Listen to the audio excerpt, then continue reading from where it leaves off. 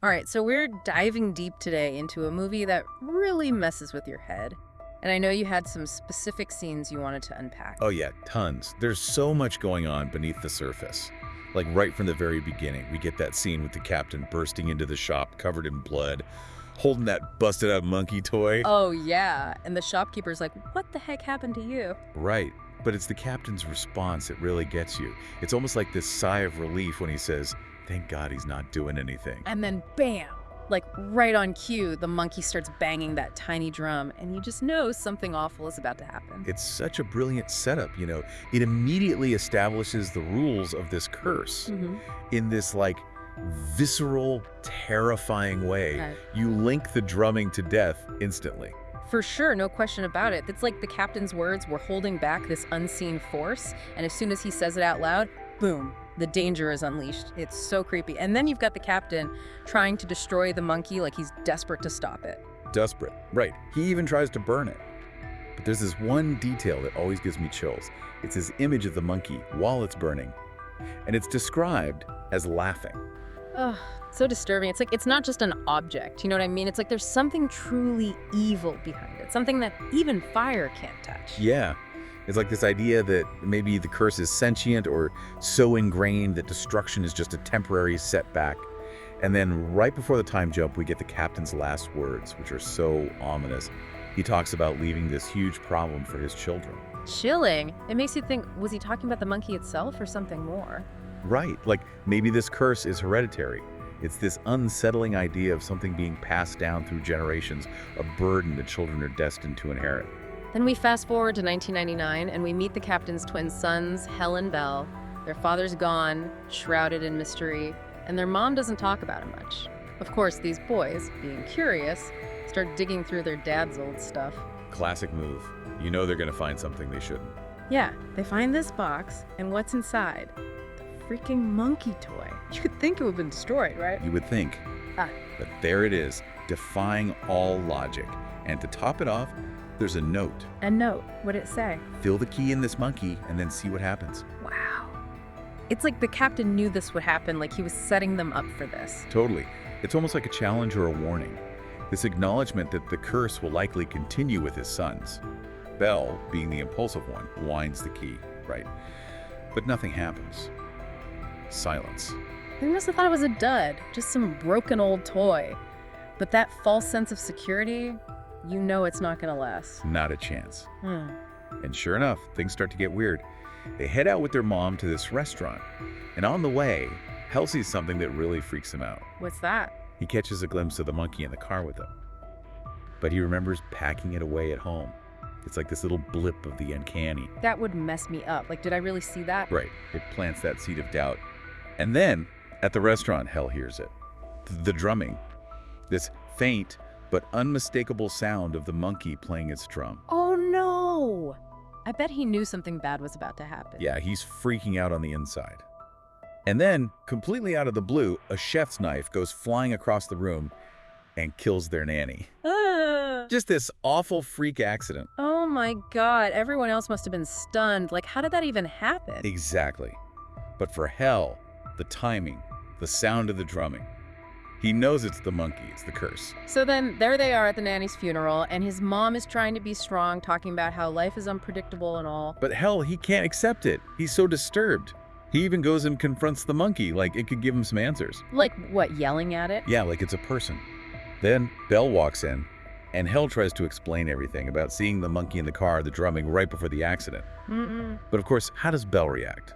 Probably doesn't believe him. Totally. He mocks him, calls him crazy, even goes and spreads the story at school, making Hel this laughingstock. Poor kid. Being ridiculed when he's going through something so traumatic. Right, it's that classic human response to the unexplainable. Just dismiss it, make fun of it. It's easier than facing the truth. So Hel is furious, and he does something impulsive.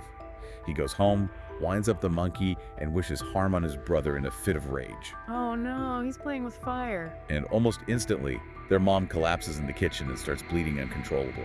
She dies shortly after. Oh my god. The doctors say it was a brain hemorrhage, a natural cause. But Hel knows the awful truth. His anger, focused on the monkey, led to his mother's death. That's devastating, to carry that kind of guilt. No wonder he wanted to destroy that monkey. Oh, he cries. He smashes it to pieces with a hammer, but guess what? The next morning, it's back, good as new. Ugh. It's like it can't be stopped. And meanwhile, Bell is in shock. He can't even process his mother's death. He just shuts down. It's like his mind is protecting him from the pain.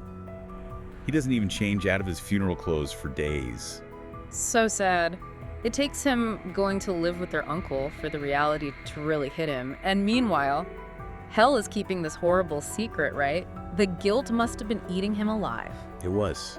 He finally breaks down and confesses everything to Bell. About the monkey, about the nanny, about their mom. How did Bell react? Did he believe him? He was skeptical, demanded proof. It's a crazy situation, but Hell, wanting to convince him, winds the monkey one more time. And at that exact moment, their uncle, who is out riding a horse, gets thrown off and trampled to death. Oh no, it's like the curse just reached out and took him. It was the undeniable proof Bell needed. The horror of the curse finally hit him. They made a decision then.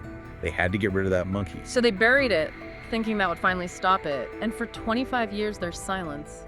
It seems like the nightmare is over. But the experience changes them. It breaks their bond.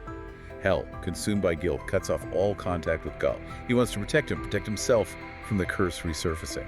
And then jump forward again. Hell's a storekeeper now, with a son named Pete from his ex-wife.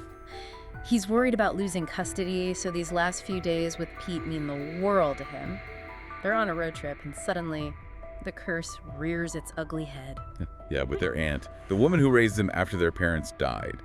She's living alone and starts hearing strange noises in her house. This is where it gets really bizarre, right? Like, what happens? First, the stairs break. Then there's a gas leak, a fire, and then she gets impaled on a billboard.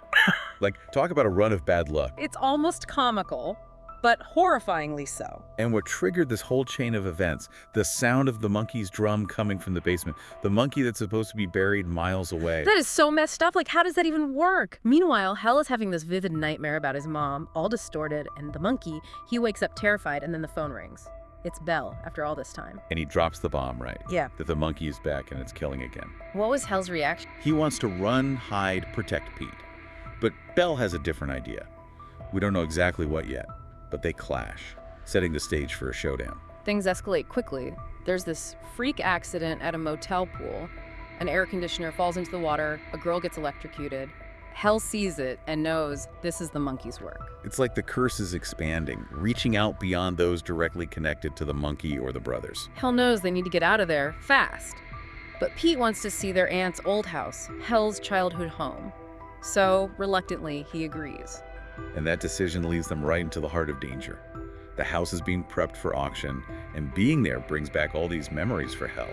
He hears stories about strange accidents happening in the town, people dying in bizarre ways. And then, in the storeroom, the estate agent is showing them something. A shotgun falls, goes off, and kills him. And I bet Hell heard the drumming. He did. Faintly, but unmistakably. He realizes that Bell is in town, too. He's desperate to find him, even leaves threatening messages. But no answer. Then, we see Bell's house. It's rigged with booby traps. And it turns out he has the monkey. He bought it back at the auction. Wait, you went back and got it? He did. We even see a flashback to when they buried it. Bill went back, but all he found was the key. He's been looking for the monkey ever since. And his motivation? It's twisted. It's revenge. Oh, wow. Against Hell. Yeah. He blames him for everything. For their father's death, their mother's, their uncle's. He's been alone, filled with rage for 25 years. He sees the monkey not as a curse, but as a weapon to use against his brother. This is so messed up. It gets worse. Bell takes Pete hostage and forces him to go into that booby-trapped house and get the monkey. Hell is frantic, telling Pete not to wind the key, but Bell forces him to do it, and that's when all hell breaks loose. It all goes wrong, doesn't it? Oh yeah. A gun goes off, hits a beehive. Bees swarm the place and they kill Bell. Ironically, one of his own traps goes off and injures Hell too. Yeah, talk about a chaotic climax. Everything's falling apart. It's a whirlwind of unintended consequences. Yeah. The curse and Bell's plan, they just collide in this crazy, deadly way. Hell and Pete barely escape that house, and the whole town is in chaos now. Fires, accidents, it's like the curse is spreading. They decide to keep the monkey, thinking maybe they can control it, stop it from hurting anyone else. Such a desperate decision, right? Like, is that even possible? And as they drive away, there's this really creepy image, like a symbol, a horseman, the figure of death appearing in the distance. So even though they escape the town, they can't escape the curse. It's chilling. It makes you think, what is the true nature of this curse? Why did the monkey laugh while burning? What did the captain mean with his final words? And most importantly, did Hel and Pete make the right choice? Can they really control this malevolent force? Or are they just delaying the inevitable? It's a movie that really gets under your skin. Makes you think about fate, free will, the consequences of the past. The monkey is this catalyst that brings out the worst in people, the anger, the fear, the pain. Exactly. It's like this cautionary tale about how these dark forces can linger and destroy. It leaves you with this question. What would you do in their situation? Would you try to control it, or would you run? We've only scratched the surface here. There's so much more to unpack in this movie. The layers of meaning, the symbolism, the psychological impact of the curse. We encourage you to watch it and see what you make of it. Yeah, it's a trip for sure, but it's one of those movies that really sticks with you.